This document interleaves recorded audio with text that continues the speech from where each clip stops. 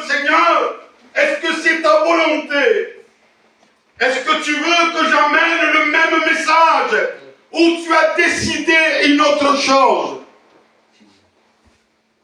Et vous savez ce que Dieu me disait? Me disait parfois, Abraham, parfois c'est difficile de prier. Parfois on dit il faut prier, il faut rechercher Dieu, il faut être en contact avec Dieu. Oui, il faut la prière, parce que la prière nous rapproche de Dieu, la prière nous met en communion avec Dieu. Mais Dieu me disait, Abraham, des fois ce n'est pas facile. Parce que des fois il y a le découragement qui s'installe dans nos vies. Et lorsqu'on est découragé, lorsqu'on est abattu, on n'a même pas la force d'adresser une prière à Dieu. Parce que le découragement touche nos cœurs. Le découragement touche nos vies. Alléluia. Et ce soir, la pensée que Dieu a mise dans mon cœur, c'est sur le découragement. Parce que le découragement touche tout le monde.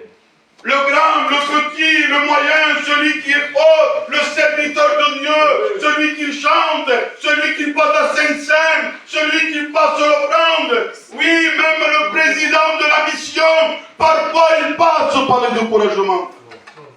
Tout le monde passe par le découragement. Et c'est grave. C'est grave lorsqu'on passe par le découragement. Parce que lorsqu'on passe par le découragement, c'est vrai. On voudrait tout abandonner. Et je me disais, qu'est-ce que je vais dire sur le découragement? Et Dieu a dit, regarde mon prophète Élie. Si Élie, il a été découragé, à plus forte raison moi. Si le prophète de Dieu un jour, il a été touché par le découragement. Nous aussi, dans nos vies, on a passé par le découragement. Peut-être ce soir, c'est ton cas, tu passes par le découragement. Alléluia. Mais avant de rentrer dans le découragement d'Élie, je voudrais faire un survol et dire une historique sur Élie. Qui était Élie? Avant de passer par la détresse, avant d'être découragé, qui était? Élie était le prophète de Dieu. Élie était le messager de Dieu. Oui, Élie était l'homme de Dieu. Qu'aimait Élie? Élie était le protégé de Dieu. Oui, Élie, il a été protégé par Dieu. Il a été mis à part par Dieu. Parce que Dieu n'a pas voulu que personne ne touche à la vie d'Élie. Pourquoi Dieu n'a pas voulu? Parce qu'Élie a été un homme intègre. Élie ne s'est pas détourné des choses de Dieu. Élie ne s'est pas corrompu aux choses du monde. Car le peuple d'Israël, lui, il a été corrompu. Il a abandonné l'alliance de l'Éternel. Ils ont renversé les autels de l'Éternel. Le peuple de Dieu se donnait au péché. Ils ont servi des faux dieux, de Baal et d'Astarté. Ils se sont corrompus. Mais Élie, l'homme de Dieu, ne s'est pas corrompu. Élie est resté intègre. Il est resté droit devant Dieu. Il est bon, mes amis, de rester intègre devant Dieu. De résister au péché, de résister aux choses du monde. C'est vrai que ce n'est pas facile. Mais plus que jamais, dans le jour où nous vivons, les gens sont tentés par le péché. Mais il est beau de se tenir devant Dieu et de résister. Il dira, résiste-lui d'une fois ferme et il fuira loin de toi. Alléluia. Oui, les hommes ont été touchés Mais Dieu l'a protégé. Dieu a protégé la vie d'Élie. Et Dieu va lui dire à Élie, Élie, descends au torrent de Kérit. Ce n'était rien, c'était qu'un torrent. Eh bien Élie, cache-toi là. Mets-toi au torrent de Kérit. Et moi, Élie, je veux te nourrir. Moi, Élie, je veux te protéger. Parce que le seul qui peut te nourrir, le seul qui peut te protéger, s'appelle Jésus. Amen. Il descend au torrent de Kérit. Et la Bible nous dit qu'Élie a été nourri par des corbeaux. Comment par des corbeaux? Oui, la Bible dit qu'Élie, le matin, il avait du pain et de la viande. Le soir, il avait du pain et de la viande. Et c'était les corbeaux qu'ils amenaient la nourriture à Élie. Mais comment un corbeau est carnivore, non? Il mange la viande lui aussi. Mais là, c'est Dieu qui l'envoie. Même les corbeaux sont soumis à Dieu. Il est beau d'être soumis à Dieu. C'est lui qui l'a nourri. C'est lui qui l'a protégé. Ésaïe qui lui donne à manger. Il a nourri sa vie. C'est lui ce soir qui veut te nourrir. C'est lui qui veut te garder. Il y en a assez de dire je vais essayer. Non, n'essaye plus. Tu ne vas pas y arriver. Laisse-le faire avec lui. Parce que lorsque c'est lui qui il fait tout à la merveille. Et il nous dit qu'Élie buvait de l'eau du torrent. Il buvait l'eau. Mais la Bible dit qu'un jour, l'eau va manquer dans le torrent. Mais comment alors? Dieu ne pourvoit plus pour son serviteur. Et Dieu parle à Élie. Et il dit, Élie, va à Serepta. Il le fait descendre au torrent de Kérit. Puis ensuite, il dit, va à Serepta. Qu'il est bon lorsqu'on écoute la voix de Dieu. Parfois, on est dans les déserts. On est dans des situations qu'on se trouve mal. C'est parce qu'on n'est pas attentif à la voix de Dieu. Nos oreilles se ferment à la voix de Dieu. On n'entend plus les choses de Dieu parce qu'on a bouché nos oreilles spirituellement. Et on n'entend plus lorsqu'il parle dans nos vies. Mais lui, l'homme de Dieu, il est attentif. Et il va à Serepta. Et la Bible dit qu'il a été nourri par une veuve. Il n'avait rien. Lorsqu'il lit la voix, il lui demande du pain. Et la femme lui dit qu'il n'avait rien. Un peu de farine dans un pot et un peu d'huile dans une cruche. Et il dira, j'allais faire à manger pour moi et mon fils. Et après quoi, on n'aurait plus rien. Et on va mourir. Et Élie, l'homme de Dieu, a toujours la solution parce qu'il est celui qui est rempli de Dieu. Amen. Parce que celui qui est rempli de Dieu, celui qui est loin de Dieu, a toujours la solution à nos problèmes. Amen. Alléluia. Amen. Il dit, va, prépare-moi un petit gâteau. Et la farine qu'il y a dans le pot. Et l'huile qu'il y a dans le pot aussi, je dis, dans le vase. Il dira, il ne manquera jamais. Et cette femme, lorsqu'il a accueilli chez elle, il nous dit que la farine ne manquait plus, que l'huile n'a plus cessé de descendre. Elle simplement, il avait à l'abondance. Amen. Amen. Ça, c'est celui que Dieu protège. Amen. Alléluia. Papa, l'Éternel, tout le temps, lui parle. Il lui dit, Arabes, vas-y, sors de la maison, mais à la rencontre. Et Élie, il sort. Et lorsqu'il sort en chemin, il y avait aussi Abidas, qu'il passe par le chemin et il le rencontre. Et Abidas, la Bible nous dit, lorsqu'il va voir Élie, il va se prosterner à genoux. Et il va lui dire, est-ce bien toi, mon Seigneur Élie? L'homme, devant l'homme de Dieu, il s'incline. Devant Dieu, on doit plier nos genoux. Lorsqu'on reconnaît qu'il est Dieu, on doit s'incliner, se prosterner devant lui. Alléluia. Alléluia.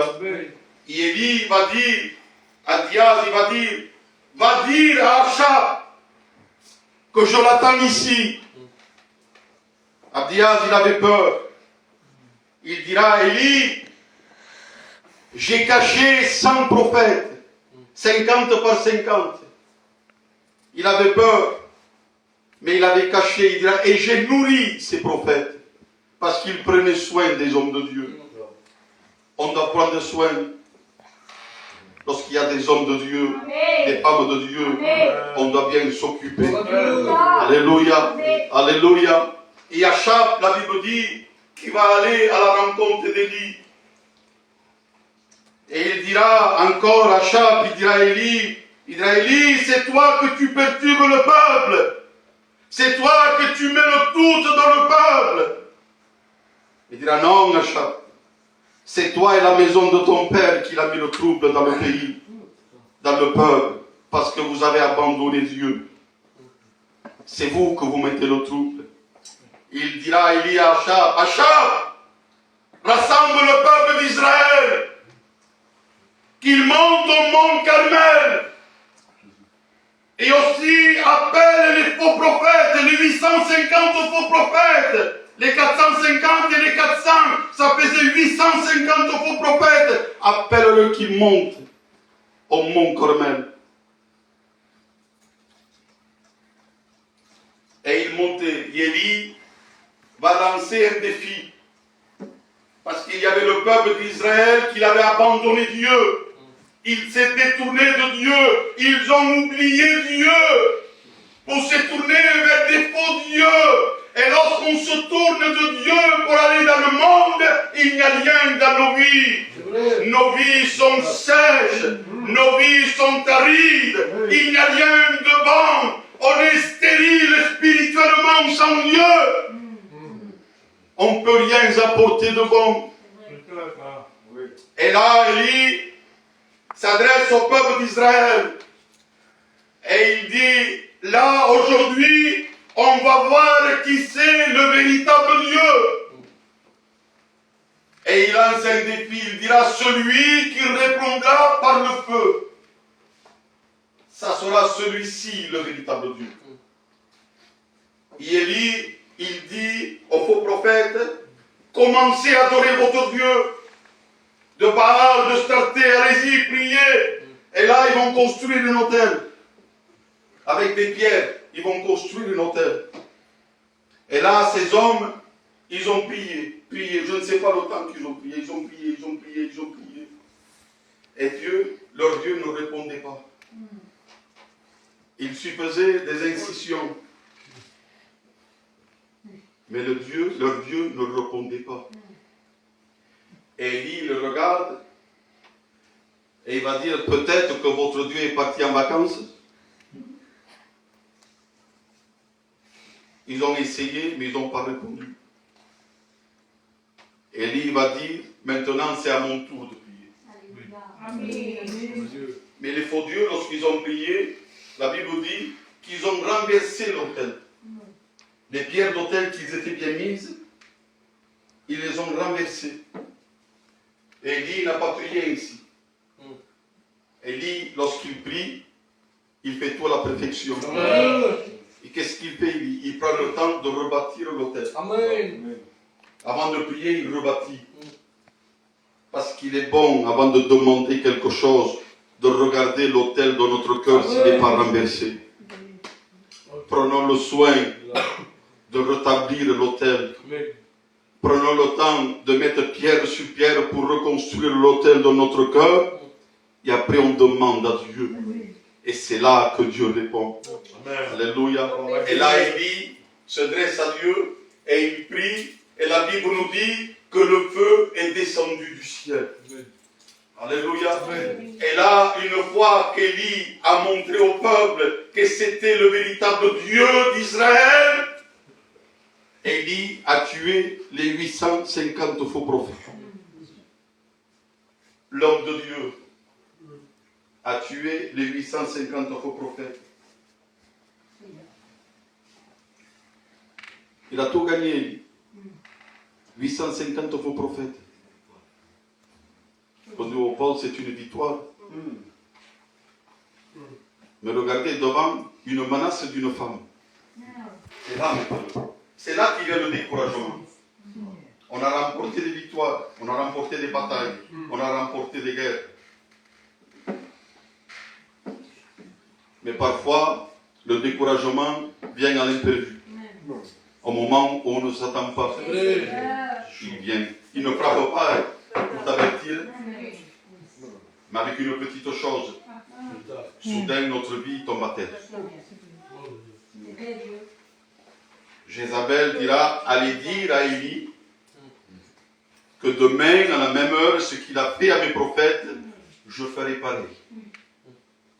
Mais comment, Élie? T'as peur d'une femme? T'as tué 850 faux prophètes. Et devant la menace d'une femme, tu pars dans le désert parce que tu es découragé. Et la Bible dit qu'Élie est allé au désert parce qu'Élie a eu peur d'une parole d'une femme. On peut être, je dirais, des Superman. On supporte tout. Mais parfois, une seule parole déplacée peut décourager un cœur. Des fois, c'est rien. Hein? Mais on vient dire une seule parole à quelqu'un. Un seul mot, il le détruit. Faisons doucement. De la manière que nous parlons. Faisons doucement avec les actes que nous faisons. De ne pas décourager. Nous ne soyons pas de ceux qui découragent nos frères. Nous ne soyons pas de ceux qui découragent nos soeurs. Alléluia. Alléluia. C'est rien, hein, une seule parole. C'est rien. Les hommes de Dieu diront, venons, venez et tuons-le. Avec des épées. Venons et tuons-le avec quoi? Avec la langue. Avec des paroles. Avec les paroles, avec la langue, on peut tuer quelqu'un. Avec la langue, on peut décourager quelqu'un.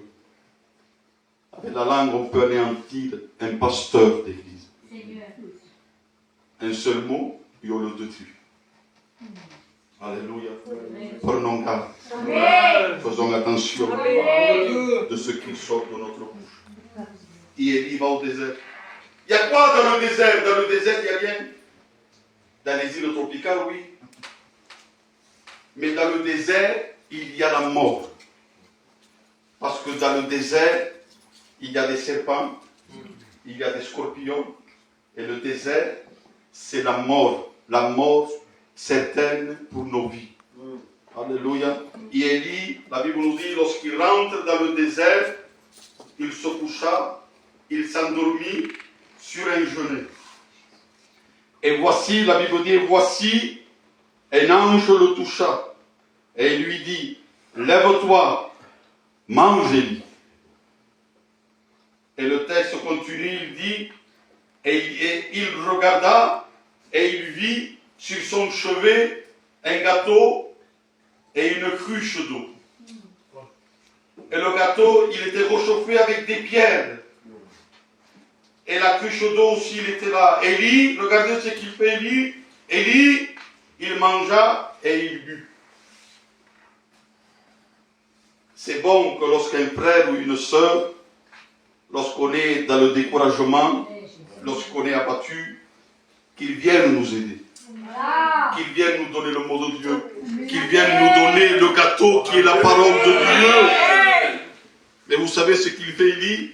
Il mange, il boit, et de nouveau, il s'endort. C'est que parfois même, lorsqu'on vient t'encourager, lorsqu'on vient te nourrir avec la parole de Dieu, même parfois on n'a pas la force, on reste endormi quand même. Il n'y a plus rien qui nous touche. Pourquoi? Parce qu'il n'y a plus de sentiments pour Dieu. Le cœur, il dit, le cœur est le siège des sentiments. Mais lorsque le cœur est fermé, il n'y a plus de sentiments. On peut écouter la parole de Dieu, on peut se nourrir de la parole de Dieu. Même on peut venir à l'église, entendre les messages de la parole de Dieu, mais si notre cœur est fermé, on ne ressent plus rien. Mais croyez-vous que Dieu l'a laissé ainsi? L'homme, 6 choses pour faire. Je viens te voir une fois, 2 fois, et si tu ne veux pas t'en sortir, je ne reviens plus. Tant pis, je pareil. Il ne veut pas venir, je suis allé la visiter, mais il ne veut pas venir. Mais Dieu n'est pas ici.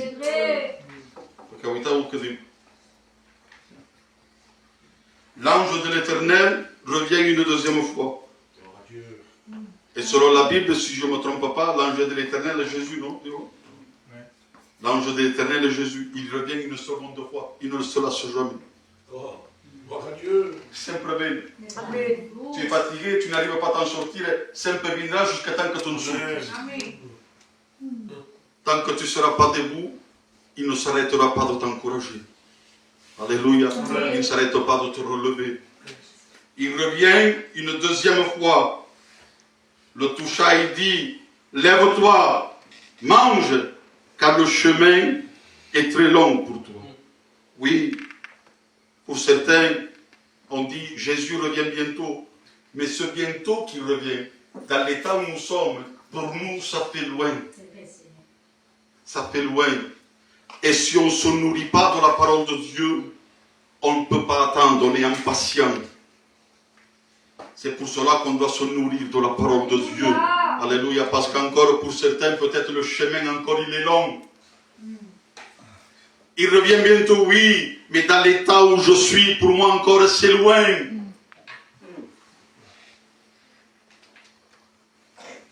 La Bible dit qu'Élie, il se leva, il mangeait, il but.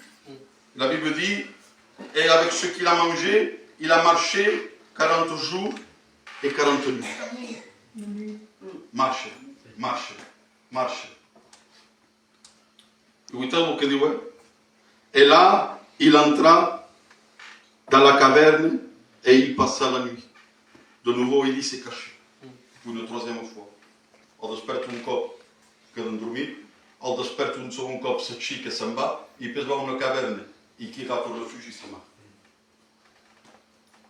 Peut-être sur le jeûner, il devait se dire Dieu m'a vu. Mais si je me cache dans la caverne, peut-être il ne me verra pas. Vous croyez que Dieu ne nous voit pas? Je vous lis un texte comme quoi Dieu voit toutes choses. Amen. On va le sentir. Amen. C'est psaume, dans les psaumes 139 et du verset 7. Il dira, où irai-je loin de ton esprit? Où fuirai-je loin de ta face? Si je monte aux cieux, tu y es. Si je me couche au séjour des morts, tu vois là. Si je prends les ailes de l'aurore et que j'aille habiter aux extrémités de la mer, là aussi tu y es. Ta main me conduit, ton bras me dirige. Oui, Dieu nous voit. Amen. On ne peut pas se cacher de Dieu, parce que Dieu voit toutes choses. Parfois on se croit caché, mais Dieu nous a vus. L'œil de Dieu t'a vu. Amen. Ah, l'œil humain, non, il ne voit pas. Tu peux te cacher du responsable. Tu peux te cacher des frères, de ton compagnon, de ta compagne. Mais de Dieu, tu ne peux pas te cacher. Oui, Dieu a vu Élie qu'il était caché. Et que dit? Et voici la parole de l'Éternel lui fit adresser en ces mots. Que fais-tu ici, Élie? Pour une 3e fois, que fais-tu ici, Élie?